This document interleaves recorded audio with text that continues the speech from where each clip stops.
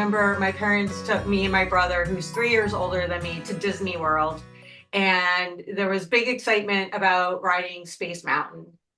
And as we're waiting in line, a very long line, this is even back in the day, the lines were crazy long. And my brother started having second thoughts about wanting to go on this ride because it's in the dark. You don't really know what you're going to be experiencing. And so he was smart enough at the age. I don't remember exactly how old I was. I would probably somewhere around 6 or 7. And again, my brother's 3 years older. So he was, I guess, a good reader. And he read a sign that said, "You cannot go on this ride if you're pregnant." And he started screaming, "I'm pregnant, I'm pregnant." And then they graciously came and took us out some other way that you get out of the ride line and go back to safe land. So I definitely remember that as a pivotal moment in my childhood, knowing that my brother thought he could be pregnant. Well, hello. Anything to get out of a ride, Exactly. out That of fear. anxiety hit, and it was, I'm going to grasp at straws. Hello, this is Gina And this is Don. with Focused Healthy Family. And this is podcast number 130. And we have the honor of speaking with one of my best friends, Kimberly Lipsky Weidman, who has written this amazing book called Love Is. She wrote it a long time ago and had it published recently. And I'm just very excited to have her here and to be able to talk about her book. Um, and welcome. Thank you both so much for the invitation. I'm so excited to, anytime I get to see you is a good thing, Gina, first of all, and then you too, of course, Don. Well, And yes. and then that you cared enough about the book and were moved enough about the story that you wanted me to be part of your podcast. So thank you. Oh, Yeah, I I thought it was great. I read, yeah, I mean, it's a simple read, but just the illustrations and the story behind it and the message behind it to me was awesome. yeah, I saw your link and of the podcast. You were interviewed by somebody, and I apologize, I forget the name. We can share that. But I listened to that podcast and I'm like, oh my God, And it's to, hanging out with my friend from college in my car. And then I learned some things I didn't know about you. And it was just so fun. And like, Don, you got to listen to this podcast. And I'm like, oh, we got to interview her for our podcast. So, yeah, it was like I had however long the podcast was. I had you there in my car as I was driving. So, Anytime you can just call. We can always talk too. Then you can find out more things than you really want to know. isn't it funny that you graduate so many years ago, and we went many years without getting together because I moved so far away, and then I went up for the 30-year reunion, and finally caught up with you, and then it takes seeing your media, social media post about your book to be like, we need to connect again. Life There is are some good things about social media. It's a blessing and a curse, and this is definitely a blessing that, it brings us together again. So that's awesome. yeah, yeah, especially. it's keeping in touch with family. I get to see my nieces and nephews, grow up and what they're going through and kind of keeping in touch in a general sense with them. So that's great. Mhm. So tell us, Kimberly, and this book, and tell us when you wrote it, how it came to be. Sure. So we're going to go back to 1977, I believe, is when I actually wrote it, although I'll explain a little bit more with that. So I was in third grade, and I lived in the Lehigh Valley at the time. I went to a school called Muhlenberg Elementary School. And I do have the distinct memory of walking in back in the day when we had, chalkboards at the front of a classroom, and the words "love is" written at the front of the classroom, and the teacher saying she wanted us to write an essay about what love meant to us. So I have that memory. What I didn't know at the time was that it was part of an Allentown School District wide contest. And this, where my category was kindergarten to third graders. And so fast forward a little bit and we're into January 1978, and I remember walking into the school and one of my friends said to me, your essay won honorable mention for all of the kindergarten to third graders throughout the Allentown School District. And I was like, oh, that's great. Like, again, you're a kid, you're doing an assignment, you don't really realize. And then actually, I forget exactly how I found out. Well, it was in the newspaper, and I'm sure there was some other way, but I actually had won first place for the story, which again is an even more exciting honor to be. So my mom, being a good mom, kept all those, drawings and things that you write and all those kind of achievements that you have when you're in elementary school. And she kept them. And so when I moved out to my first apartment, she actually framed the original essay for me and gave it to me. And it always kept it front and center then at that point. And I always pictured it being a children's picture book. And so, and again, this is going back, obviously, my first apartment, I was somewhere in my 20s. And now everybody has a children's book. But the thought, if I could have pulled it off back then, it would have been more novel. But I always had a vision for that first spread, but I just didn't know how I was going to bring the rest of the story to life. And also just finding an illustrator was a bit of a process. And, we can talk about that if you'd like. But anyway, that's kind of how it came to be, was kind of this childhood thing that was always front and center and always a dream. And then from there. Yes. And So Kimberly, what triggered you into wanting to go ahead and then publish it? So what finally was the deciding element? So in March of 2021, my very healthy father, he's 77, he was in the gym all the time prior to COVID. Obviously COVID put a wrinkle in that, but he contracted COVID and ended up passing away very unexpectedly. And I always had that thought, God forbid my parents got COVID, they were so healthy, they'll be fine. And my dad wasn't fine. So when he passed away, I just started thinking about his legacy. And then I just started thinking about my own mortality. And I don't have any children. Me and my husband, we don't have children. And I thought, I'm going to leave the face of this earth and no one's going to ever remember. And I thought, maybe it's the book. And, our world can be crazy at times. And I thought, love is something we need more of. And it's such a sweet, innocent story, the idea of what love is through the eyes of an 8-year-old, that I thought I need to find an illustrator. I started my own company because I wanted to go completely legit with this. So my own publishing company, and that's what kind of got me on the road to making this dream come true. yeah, it's kind of But amazing how that worked well, I was out. just noticing that you have it dedicated to mom and dad for everying. There's no T in it, or so everying. What? I'm kind of curious about So, that. so I actually have a picture of the original essay in the back of the book as well. And the on that original essay, I essentially made a typo. And I wrote love is evering. And it wasn't the intention, but it's how it was. And so the dedication is a little bit of a nod, especially because my entire career I've been in marketing, I've been a copywriter. So the fact that I had a mistake, I'm like, I just got to kind of accentuate that and kind of throw it out there in part of my dedication to my parents.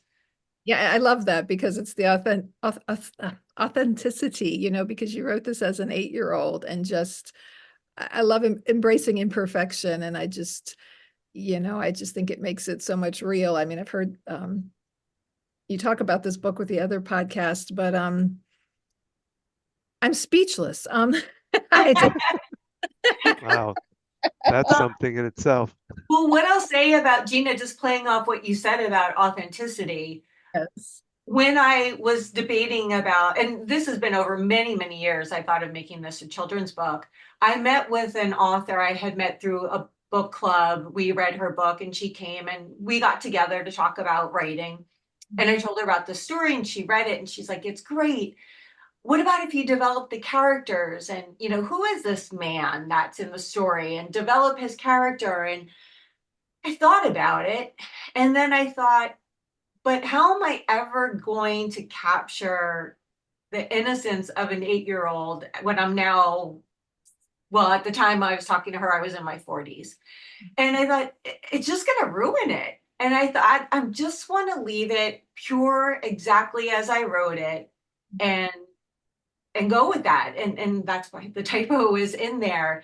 And then there's also this play through the book where as you go through the journey of discovering what love is, this repetitive word of then. Something happened, then this, something happened, then this. And as an adult and working with the illustrator, I was like, these thens are annoying me. As a writer, I wouldn't keep repeating the same word that's kind of a throwaway word. And then as I was talking with him, I realized, but how do parents talk with their children? Do your homework, then we'll go out for ice cream. Do this, then we'll go, like kind of that reward system. And when I looked at it that way, I thought, okay, again, as an 8-year-old, I'm kind of parroting some of the things I'm hearing at home. And so I learned to embrace that, which I found kind of annoying as a writer today. But again, going back to that authenticity, and that's how I told the story back then, and I wanted to be true to that, which is also why I started my own publishing company so that I could retain that total control over it and bring it to life in the way that I wanted. I've got to back up a little because I remember in college you had a desire to be a screenwriter. Um, and I really don't even know if you've written other books. I know you've been busy in the publishing world.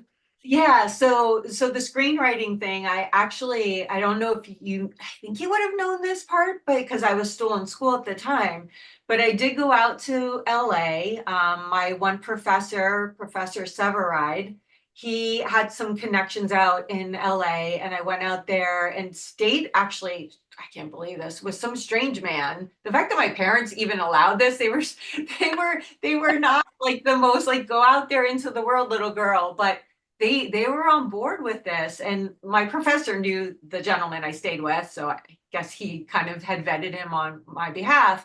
I met with a screenwriter. I went to some of the studios out there, and then I had applied to UCLA Film School. And I believe at the time they only let in like 8 people, maybe. And so I submitted a feature length screenplay, which was my senior project to graduate. Right. And I guess, that didn't make the cut.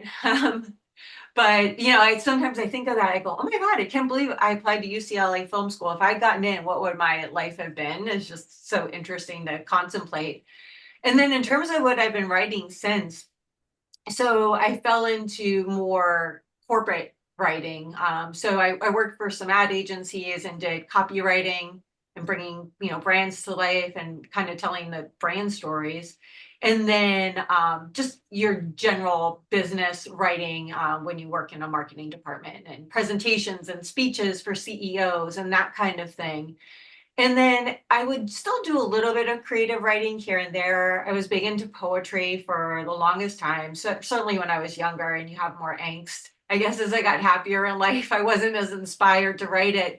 Although I have gone back a little bit now and I am doing a little bit more poetry.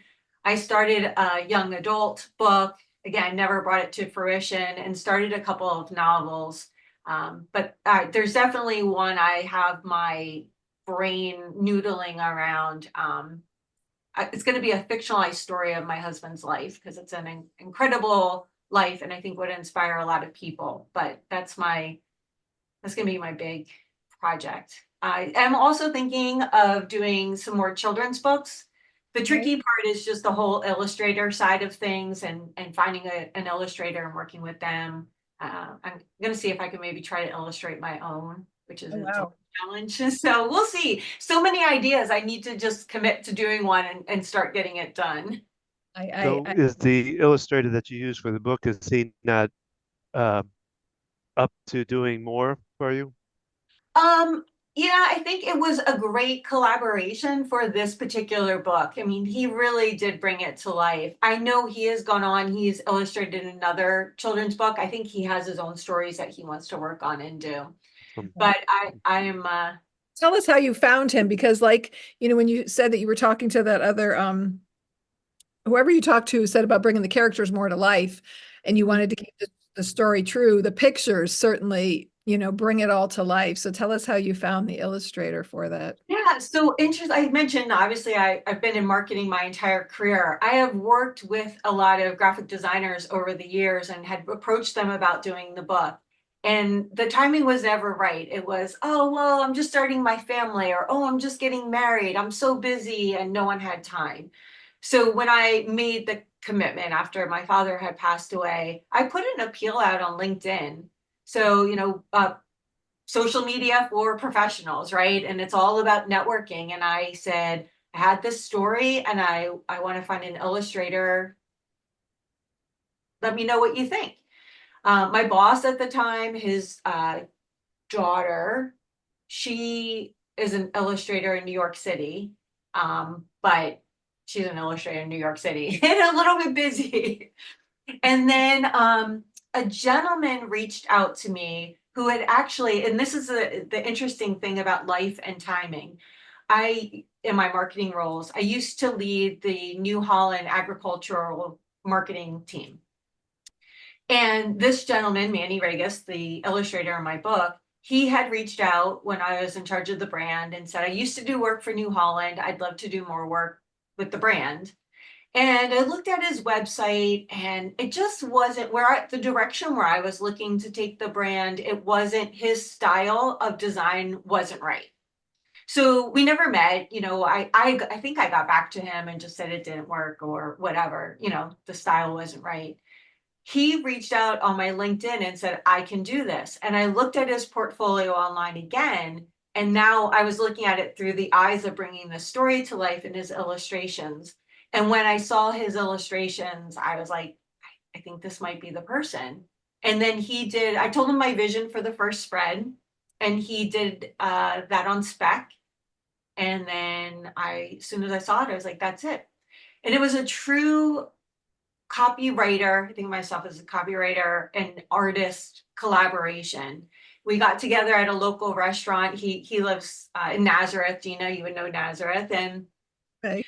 we got together at a restaurant and we started talking about each line of the story and how we could visualize it and bring it to life. So it was a great collaboration to do that. Well, it's amazing that you found him on LinkedIn. I mean, he could have been anywhere, right? Yeah. That Yeah, that he was local. I know. is So that it worked out. been more personal to be there in person, to be able to talk about it, because that's something that's kind of rare these days, is being able to get together in person with somebody. But I can only So imagine how exciting that was to kind of bring it to life. As someone who's had different story ideas, I started a children's book years ago and went to a book club or a writing group club. And I didn't realize you don't share your first draft. And I got all this feedback, and some of it wasn't presented in a very positive way. And it kind of like shut me down a little bit. But it sits in a folder somewhere, and you never know. I might go back to it at some point. But Talk to you about it and collaborate with. well, Here. Kimberly, an interesting story. And I hope the Crayola. Yes. Gina was going to write a book, and it had to do with crayons. It was Okay. about crayons coming to life or something like that. You were talking Oh, with Harrison, I think. the kid jumps in the kid finds himself in a box of crayons, um, Yeah, and travels into. and you were interested in learning more about Crayola and Binney and Smith and all the developers of it. And I uh, I had seen the granddaughter of one of them. I think it's Binney was on. I think it was on Oprah, Oprah. Yeah, it was Oprah. and so I didn't tell her about it, but I I contacted Oprah, and I also heard she was talking at Purdue University, and so I emailed up to Purdue And this is back. and just said, "What's that?" This is like 20 years ago. Yeah, and didn't really think about it. Did you know? I meditated on it. I was doing this kind of meditation of, wouldn't it be great to have her contact us, And I don't know, I think a month or two went by, and one Sunday we were coming home from church, and that's back in the day when we had a recorder from the phone, and there was a phone call on there, and I pressed it, and it was her, and she said, "I hear you want to talk with me," and she left her number and all that, and Oh I my think God. you end up calling her Yes, and talking with the her. granddaughter of one of either Benny or Smith, and I'm sure we have that written down somewhere. But yeah, talking about, because the Crayola factory was started there in Easton, right? Pennsylvania. Easton. Yeah, Easton, Pennsylvania. Yep. Yeah, so right, yeah, right, not far from where Lehigh Valley, where Kimberly and I grew up. And yeah, I mean, it was pretty exciting just kind of how he manifested that and just being able to talk to them about my story ideas because yeah, I had a lot of different ideas for it. And just I'm not sure if I like recorded things that she said, but it was Yeah, I think you wrote them down. I remember she was so nervous. Aw. Well, it's so funny you bring up Crayola because I had actually approached them recently about a partnership. So someone I used to work with at the morning call now works for Crayola. And I had reached out to see, just the local tie, any collaboration. And of course they do things on a much grander scale, a national scale. But if your manifestation powers are that good, Don, you can send Oprah my way or Reese's Book Club or Dolly's Imagination Library. Like they're all on my radar. Or my dream has always been to be on the Today Show. If you can make any of those happen, that would All be right, well, let me fantastic. work on it. In fact, let me step aside here. Hold on a minute. all right now, but Well, how do you feel it has been received? I think well, and I think one of the things, so I publish, at this point, I'm exclusively published through Amazon. Amazon just makes it easy for, a first time author to get exposure and to get the book out there without having to buy 5,000 copies that sit in the garage and get all moldy and stuff. And the other great thing about Amazon is they are global. So the book has been sold not only in the US, but in Canada, in Italy, and Australia. And I know the book then got shipped to New Zealand from there. So that's kind of exciting to say that love is really everywhere. And it really is a global, message of love. So why not have global distribution, which is exciting that they can do that. And then, people say they love the story. What I hear a lot of times is, I can't believe you were 8 years old. You were really 8 years old when you wrote this story, which is, of course, the greatest compliment to think that people read it and go, how did you craft this story? And it be so good when you were 8. And so that is extremely flattering. And then the one additional thing that's really come out of it is a big part of talking about love is about making your dreams come true. This was a dream that I had for decades and never did anything with. Like we all say we want to do this, we all say we want to do that.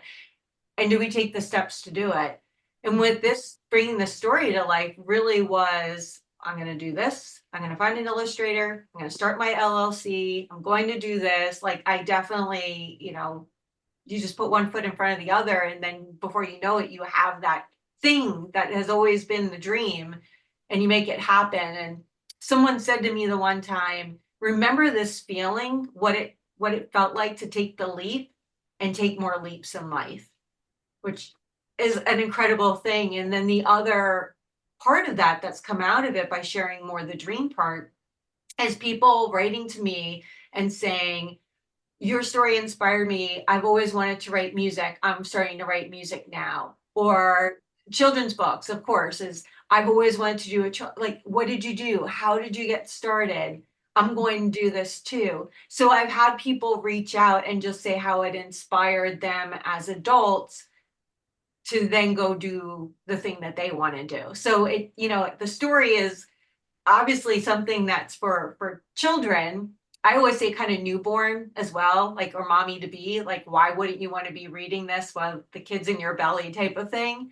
But then the story does have appeal beyond it because of more the story, and the story is relayed in the book as well. So if someone doesn't hear this podcast or whatever, as they read the story to their child, or the child reads it, they can then see the story, and then maybe that's inspiring people I don't even know that haven't even reached out, which is just, that's kind of the amazing thing. Again, as someone with no children, if I can have that ripple in life, I think that's really incredible.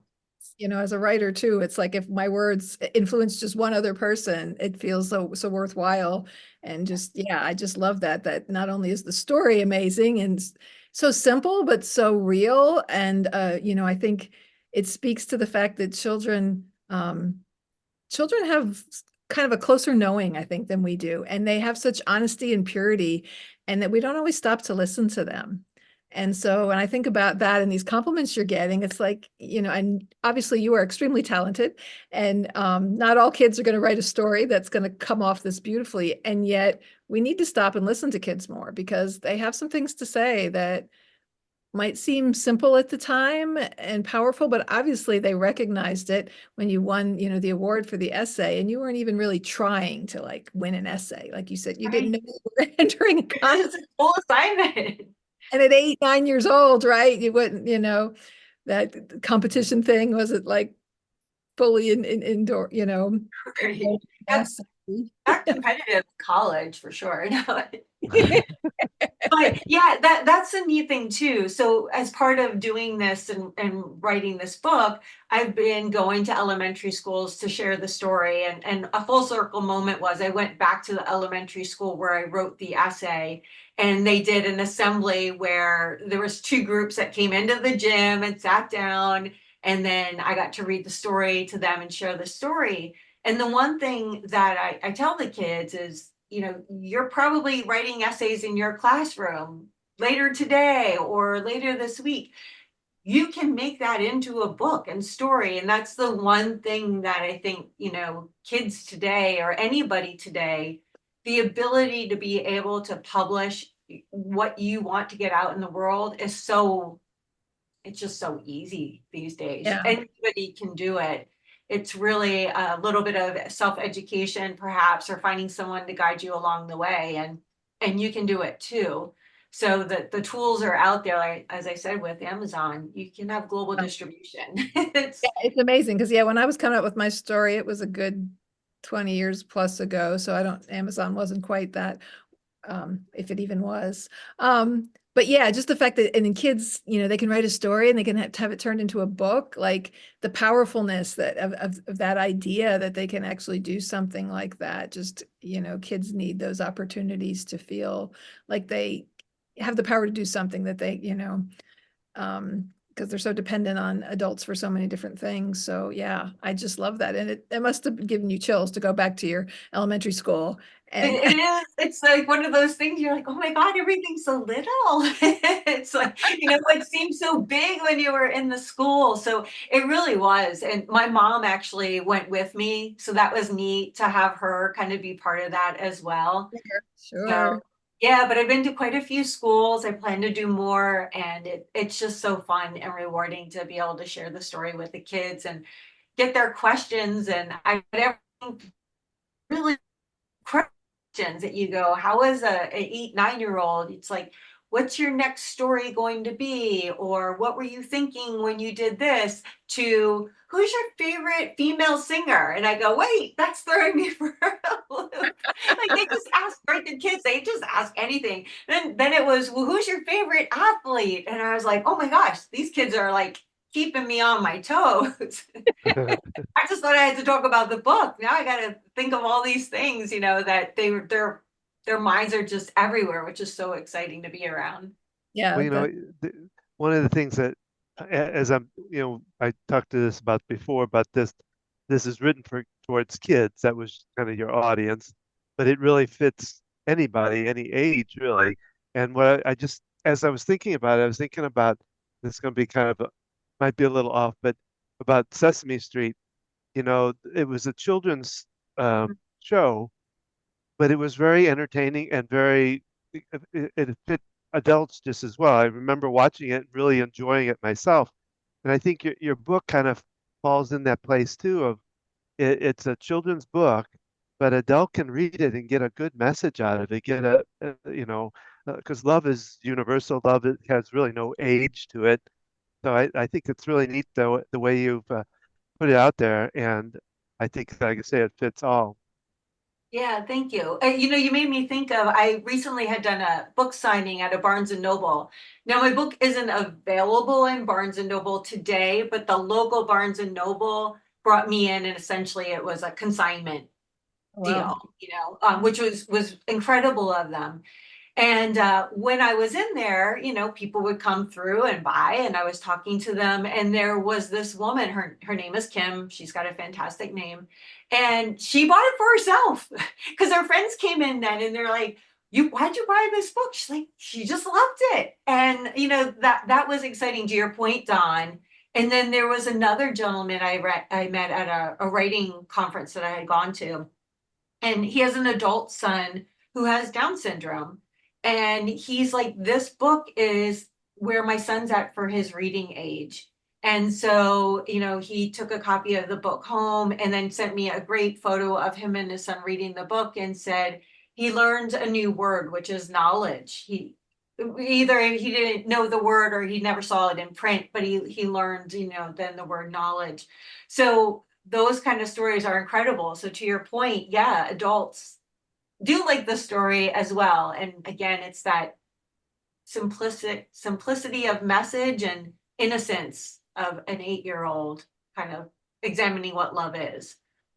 And how colorful, it is. Like I work with people with dementia, and Don and I, I'm growing this business to help people caring for aging loved ones. And I've worked in geriatric care for so long, and my dad has dementia. And when you look at people with dementia, you're kind of looking at them developmentally, kind of reversing, so to speak, so that their brain can't process information, like a full adult, but more like, there's different stages that equate to different ages of young kids. And so I'm thinking about, just how bright and colorful it is, because sometimes people that are older have vision issues, simplicity of the message. I know when we visit with my dad, he has Parkinson's with dementia. And when we talk and we say too many things, like his brain can't take all that in. And he's able to kind of let us know it's overwhelming. And, like having a simple, a story like this, I could just see it everywhere, even in like nursing homes and places that I work. It's just kind of a connection, when people come to visit. I know my kids have asked me, what can we do if we visit grandpa? Because I can't understand him. And, they don't know what to say to him and what to do, but having things, like a book or something to share together can be a really good connection way. And yeah, the message is just beautiful and amazing, and it speaks to you and your amazing mother. Kimberly has the best mother. I agree. She's gonna love this part. She's one of my favorite college friend moms. Yeah, I was very fortunate with my parents, for sure. Yes, and just that she Well, the saved. fact that she kept it, and all that, that says a Yeah, lot right there too. yeah. So, yeah, and it just, how beautiful it's, love, what love is. Your mom held on to the story because she knew how special it was and that she framed it for you, right? If she hadn't done that, Oh, yeah, it would have been lost, It would have uh, been lost. I certainly wasn't going to remember the story and how I wrote it or anything like that. So, yeah, Well, I was very lucky. well, you know what? And I would imagine I didn't know I mean, I think I've met your mom, but I don't know her real well, but I would imagine she's the one that instilled the idea of love into you in the first place. Yes, and also love for reading. Although that Yeah. took me longer to adopt. I felt like I was a natural writer, but a terrible reader. But I'm better now. I've gotten better now because I took another leap and left corporate life recently. So now I have time to read, and I'm really enjoying it. But yeah, she always read to us as children. So definitely, I'm sure she helped build my ability to tell a story by reading me all those stories all the time. And just how beautiful that just, your father's passing inspired you to move forward with it. Just like you talked about, a legacy, and just, it's a testament obviously to him as well. Yes, both your parents are amazing. And I was kind of curious as to, like, with your publishing company now, are you publishing for others? Have you done much of that? What's your business like? As of now, I have not published anybody else. So I am thinking of it as the works that I want to create and kind of put out into the world, all inspired by this idea. So it's called KLJ Happiness for those who are just listening. For those who are watching on video, we've got it kind of up on the screen. But the KLJ stands for kindness, love, joy, and then of course happiness. And when I was thinking about just the things I want more of in life, and thinking of my parents, and especially the stories that I heard after my dad passed away about my dad's kindness for everyone. My parents lived in a high rise, and my mom's still there, and we'd run into people and they'd be like, oh my gosh, I had a problem with my car and your dad came and helped me. Or, oh, my husband had fallen the one day and your dad lifted him up. And so it was like all these stories of kindness. Your dad was always smiling and joking and all that kind of stuff. So one of the things that I committed to when my dad passed away is kind of those random acts of kindness. And we had asked everybody, it was 2021, so we were kind of still in COVID a bit, but asked people to just, don't donate to anything. Well, they could donate, that's kind too, but really do an act of kindness for somebody else as a way to honor him. So he really inspired the idea of kindness being that first, initial in there, and that kind of inspired the company. And so my intention is, with other writing, I talk kind of a little bit about novels and poetry and children's books. There's some other books I'm thinking about writing, but all of them will always be for the betterment of society, right? Like, I know people like their horrors, and like, I don't want to put that kind of stuff into the world. Like I just want the good stuff. So the company is about doing that. It's about giving back. I want to do volunteerism. That's definitely on kind of my bucket list, that I want to be more active, with just giving of my time. And so the company is really just to kind of inspire and do all of that, and inspire hopefully others to kind of adopt this. Yeah, I want to live with more kindness and love, joy, and happiness in the world. And how can I, in my own unique way, do that? And it's this idea of that rippling. If we all start doing nicer things for each other, just even a compliment, they're few and far between anymore. I feel like, well, maybe it's because I was younger. Maybe I got more compliments back then. Now I don't. But not even about the way you look, just something nice. So if everybody could kind of do that, then wouldn't that lead to a much better world? So Sure. that's kind of the purpose behind the company. Yeah. Yeah, it's like listening to the interview, because I hadn't talked to you recently. We see each other on Facebook, and listening to the other interview that you did. And I'm like, this is why she was my favorite person in college, because there are these similar beliefs of, just everything you're talking about, and just how important that is. Because if we don't care for each other, if we don't spread love and kindness, we're creating a messy, ugly place. And we don't want that for the future generations. And as a parent, and the work that Don and I have done working with parents with kids with anxiety and other special issues, but also now looking at kind of the whole family dynamic of, if you're caring for an aging loved one and you might still have kids of your own, and just juggling all this. And the work we do, it boils down to communication and how we talk to each other.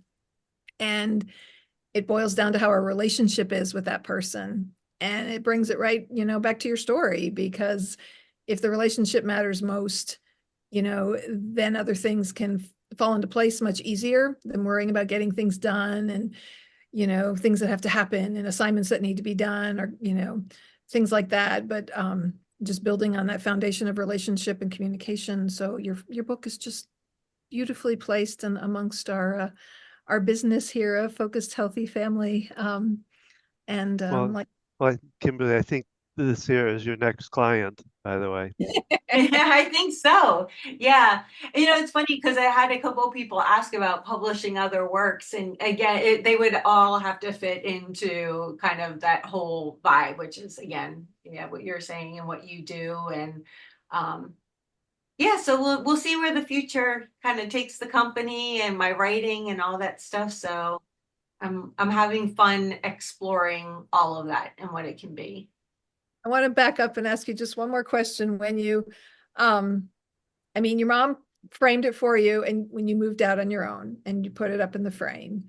And like when you saw it, when she gave it to you, then like, had you seen it in a while? Was it kind of, do you remember when seeing I it when she gave it to you? I don't remember.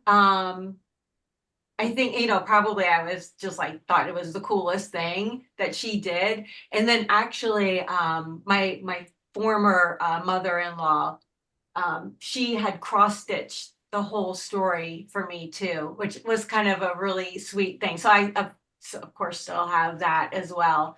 So it lives on in thread and fabric now too. So which I thought was, she knew how important it was to me. And gosh, that would have been probably 20 years before the book was published. She knew the story, I guess somehow got a copy of it, probably from my husband at the time. And that was an incredibly tender gift too. My mom kept it, and then my mother-in-law to have done that for me.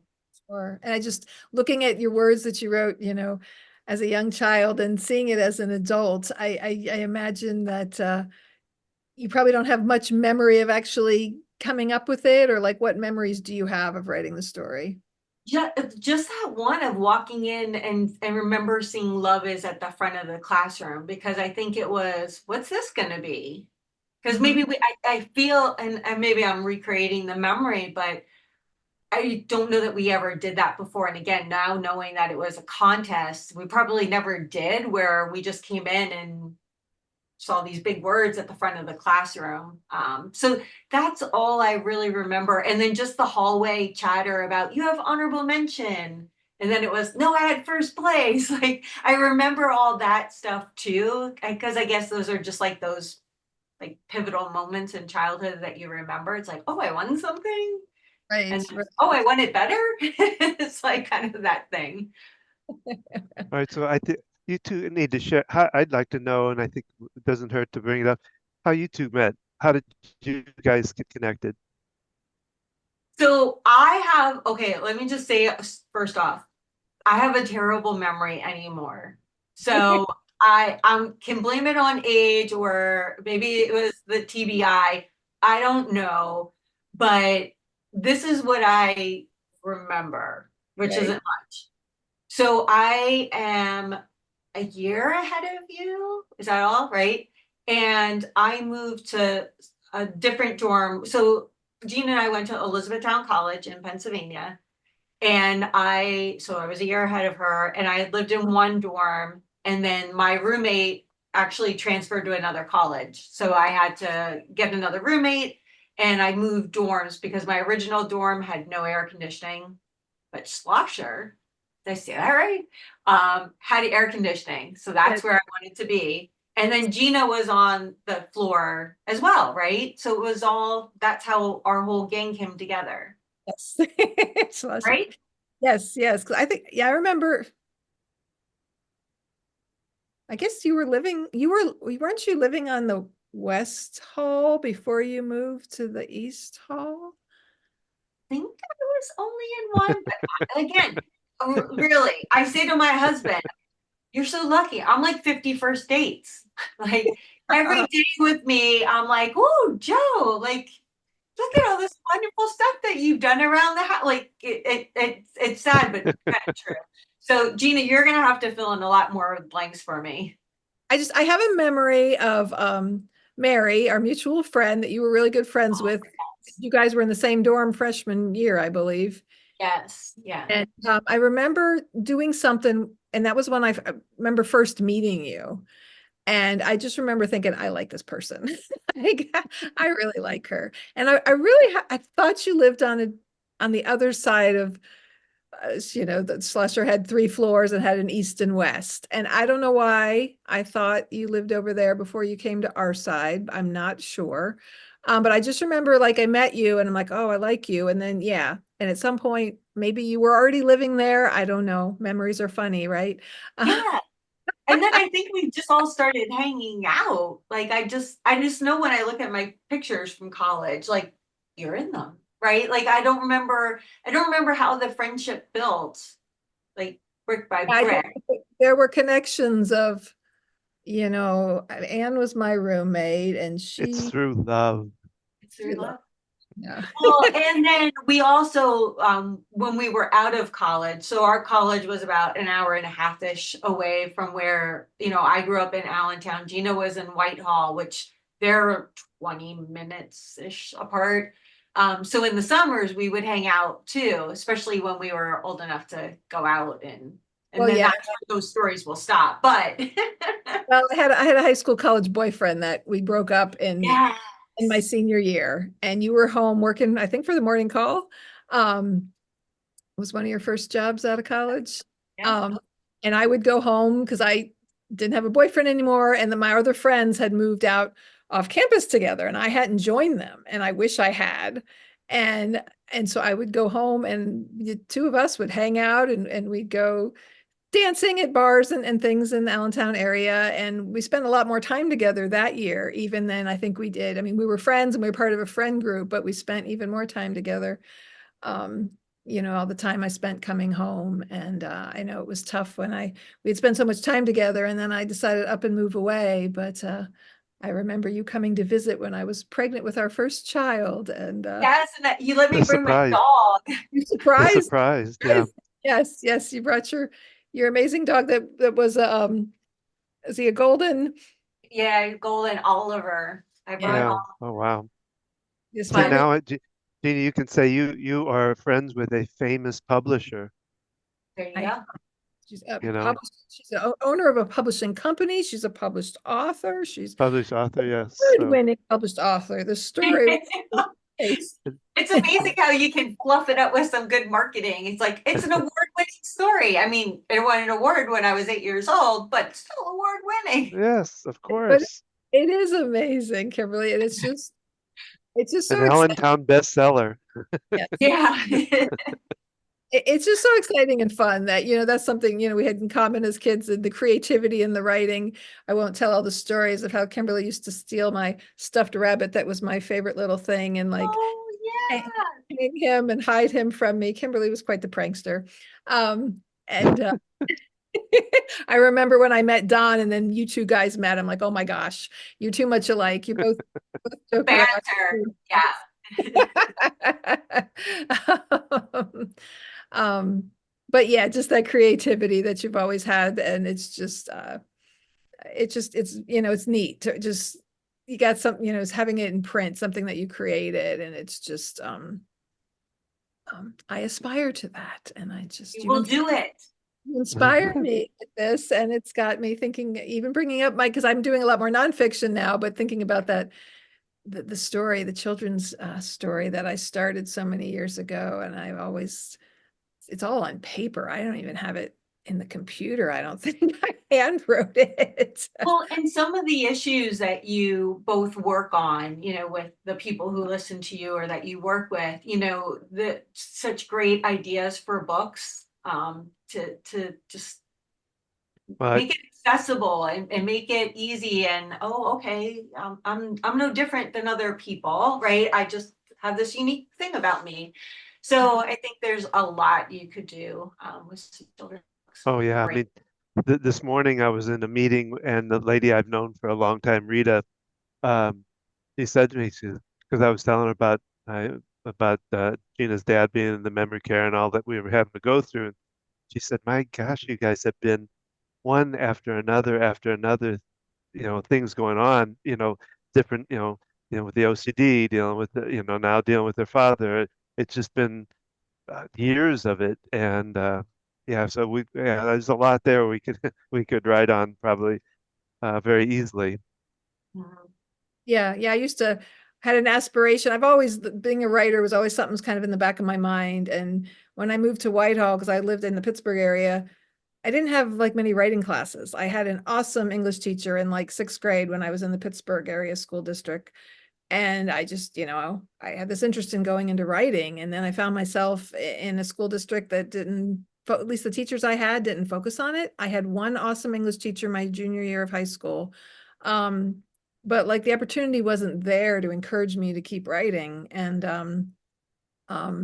so it was kind of like this thing that was always brewing inside me. And I'm losing my train of thought. Oh, but I used to have the idea when I first was working in the world as occupational therapist in a nursing home. And I guess when Harrison was born, my first child was born, I was trying to figure out ways to work from home. And I was like, I could write stories about like mysteries in nursing homes and just like crazy things that happen in a nursing home. And I've had so many ideas over the years, but yeah, now certainly with all the adventures we've been through with my father, because dementia, it's a challenging thing and it can be very amusing at times. And when you have someone that you're dealing with it and they do some bizarre things, you don't laugh at them, but you have to laugh at the story. And my dad has told me before his dementia had gotten more severe, that he'd love to be able to help other people with what he's going through. So I kind of always feel like I have his blessing to share some of his challenges when I work with people, especially people having gone through surgery, even if they don't have dementia. If you go through anesthesia and pain meds and all the stuff, it can make you hallucinate. It can make you say and do crazy things. And my dad had back surgery, and with Parkinson's, you often have more of a reaction to that kind of stuff. And he had such a reaction. He thought they were out to kill him and get him. And he literally took a metal walker, and busted it through a window. I got a call at 4 a.m. to come to the nursing home. He was there for his rehab. And I thought the grass was going to be just, a little crack. No, there was pieces of glass on the floor. But like being able to tell that to patients who are telling me, oh, I was, my family said I was crazy and I did all these things. I'm like, I've got a story for you. And it just helps them to feel more at ease. Like, okay, when you go through surgery like this and go through anesthesia and medications, it can cause these things. So like, I feel like I'm always sharing stories as I, connecting with people, because that's what helps you build a relationship, to be able to help motivate someone when they're going through rehabilitation services is that connection. So I guess even though I didn't pursue the writing professionally, You're It's sharing there. stories that make the impact. Yeah. and Yeah. I think about all the people, and I want to just sit down and just the different people I've met and things are also, it's very, it's just like I always say, I wish I had been writing down different things, the people I've worked with, just because I met some really neat and people over the years. But they're still in my head somewhere, and I just Well, we could go on for quite a long time. We probably need to at least wrap this So up with, Kimberly, but where can people learn more about you? We will share this on a link, but tell us where they can learn more about KLJ Happiness. So I have a website that is the KLJ Happiness, Kindness, Love, Joy, to help remember that acronym. So kljhappiness.com tells a little bit about the story we talked about here. I also have a tab on there that's my upcoming book tour that's starting next week, actually in Ocean City, New Jersey. And then also I have news of things that I've done, donations to library and stuff like that. So if people kind of want to hear more backstory of what I've done to even inspire them, if they have a book and what they could do with it, feel free to check that out. And then they can also, I have a link to where you can get the book on Amazon from my website, but people can also go directly to Amazon. You have to type in love is and at least Kimberly, ideally my full name, Kimberly Lipsky Weidman, to make sure the right one pops up. But it's available there as well. And like I said, it can be sent with Prime, which is great. So like if people already have their Prime shipping, it ships for free, and you can literally send it anywhere in the world as well. So or order it from anywhere in the world where Amazon is, of course. Right. and That's we'll a have great, all that up on yeah, we'll share links to all on the that. Yeah. podcast itself too. So Great. yeah, I'm you want to also, wrap it up, Gina? Because oh, I was I'm just, in a oh, sorry. noisy place here. Oh, sorry. I was also just going to quickly say, I also am on a LinkedIn for those who are on the professional site, and Facebook and Instagram. The handle on those are KLJ_happiness if people want to follow along on social as well. Yeah, and if interested in pursuing publishing themselves, if they have a story that inspires like your story does, that they can reach out to you. Thank you for joining us on our podcast today. It's been an honor to talk to my wonderful friend Kimberly and to learn about her in the publishing world and her wonderful, wonderful book, Love Is. If you've enjoyed this, please share this podcast with anyone you know. There'll be links to the book, and it's a great Christmas gift or birthday gift to get for people. And find out more on our website at focusedhealthyfamily.com. You can see links to Kimberly's information. You can see links to other podcasts, other work that we do, the workshops that we're doing, Ask the OT, the several times a month call-in that we're doing to answer questions about caring for aging loved ones, and the consult work that I do. So you can learn all about that at Focused Healthy Family. You can find us on Facebook and Instagram.